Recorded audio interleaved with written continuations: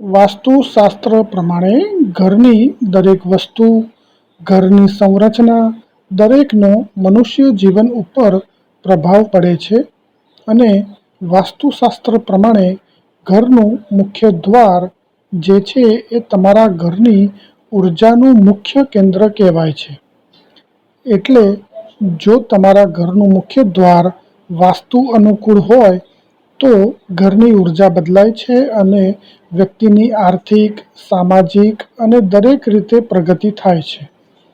તમારા ઘરના મુખ્ય દરવાજા ઉપર આ 5 વસ્તુઓ અવશ્ય લગાવવી જોઈએ, જેથી કરીને મુખ્ય દ્વારનું ઉર્જા સકારાત્મક થાય અને પ્રગતિ થાય. નંબર 1, ઘરના મુખ્ય દ્વાર ઉપર તોરણ હોવું જરૂરી છે.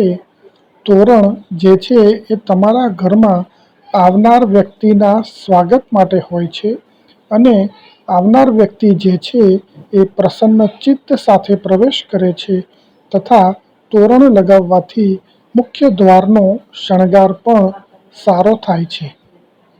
નંબર 2, ઘરના મુખ્ય દ્વાર ઉપર શુભ અને લાભ લખાવવું જોઈએ અથવા એના સ્ટીકર પણ લગાવી શકાય, પરંતુ જો હસ્તલિખિત હોય તો એનો પ્રભાવ વધુ સારો થઈ શકે છે. નંબર 3, શુભ અને લાભની સાથે લક્ષ્મીજીના પગલાંનું સ્ટીકર પણ દરેક જગ્યાએ મળતું હોય છે. આ લક્ષ્મીજીના પગલાંનું સ્ટીકર પણ લગાવી શકાય. પહેલાંના સમયમાં લક્ષ્મીજીના પગલાં કોતરવામાં આવતા હતા. તમે સ્ટીકર લગાવો અથવા કોતરણી કરાવો. એનું પૂજન જે છે એ ઘરની સ્ત્રી દ્વારા અવશ્ય થવું જોઈએ, જેથી કરીને એની ઉર્જા બરાબર રહે. નંબર 4, મુખ્ય દ્વારના ઉંબરે સ્વસ્તિક અવશ્ય બનાવવું જોઈએ.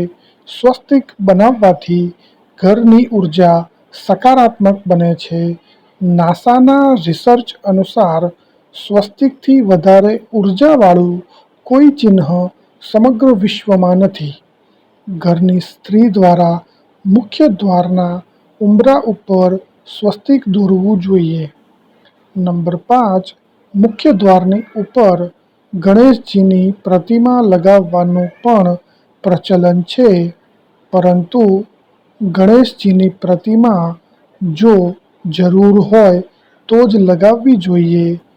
કુંડળીમાં ખરાબ દોષ બનતા હોય અથવા ઘરમાં વાસ્તુદોષનો પ્રભાવ વધારે હોય તો જ તમારે ઘરની સુરક્ષા માટે ગણેશજીની મૂર્તિ લગાવવી જોઈએ. આ 5 વસ્તુ જો ઘરના મુખ્ય દ્વાર પર લગાવવામાં આવે તો ઘરમાં રહેતા દરેક વ્યક્તિનું માનસિક સ્વાસ્થ્ય સારું રહે છે અને સકારાત્મક વિચાર રહે છે. ઘરમાં ખુશાલી અને સુખ શાંતિ લાંબા સમય સુધી જળવાઈ રહે છે.